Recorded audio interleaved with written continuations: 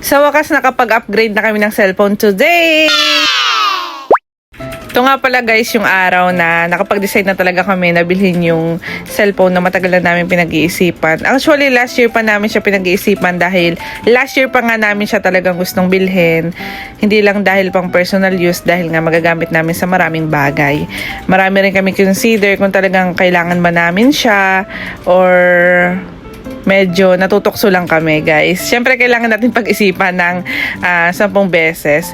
Ayoko kasi magpadala sa excitement guys. Meron kasing ganong moment, di ba, pag magdedesisyon ka, parang na-overwhelm ka, kaya gusto mo siyang bilhin. Pero ito is, kailangan ko talaga.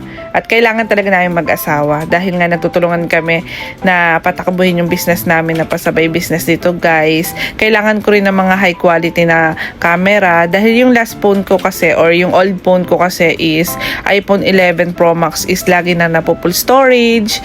Ganyan. Then, hindi na masyadong maganda yung quality niya.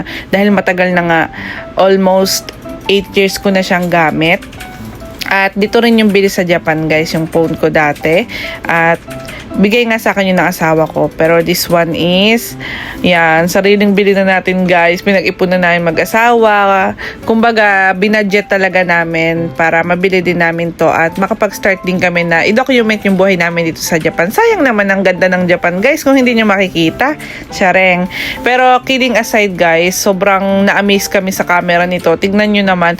Yung kinukuhanan namin dyan is yung kabilang apartment na napakalayo guys. Hindi namin nakalain, nakita pa namin yung tao na naglalakad sa mismong hallway nila or dun sa stairs or sa hagdan nila guys. Kitang kita talaga pero napakalayo oh. Tignan nyo talaga. Kumbaga parang worth it pala talaga siyang bilhin pagka hindi lang pang personal use. Kumbaga magagamit mo sa maraming aspect or maraming bagay mo siya magagamit guys. Kaya napag-isipan talaga namin na grabe, napawaw talaga kami sa quality niya. Napakalinaw talaga ng camera niya. At dahil nga ibang-iba siya dun sa cellphone namin dati guys, kailangan namin siyang iset up ng maayos at mabuti para malaman din namin yung mga updated version nitong cellphone na to. At nung moment nga yan guys, sobrang saya ko na parang kinikilig guys. Dahil napapaisip din ako na deserve ko ba talaga to, pero I think deserve ko naman talaga to guys dahil pinagsusumikapan at masipag din naman ako guys. At hindi lang din naman pang personal use dahil pang business nga din. At thank you lang din ako sa asawa ko dahil nga sobrang supportive niyan. Pag makakabuti naman sa akin yan, sinusuportahan niya at yan. Kitang-kita naman sa ngiti ko guys na sobrang saya ko. At nung moment na yan guys, yan, na mapapa-thank you Lord ko na rin din talaga.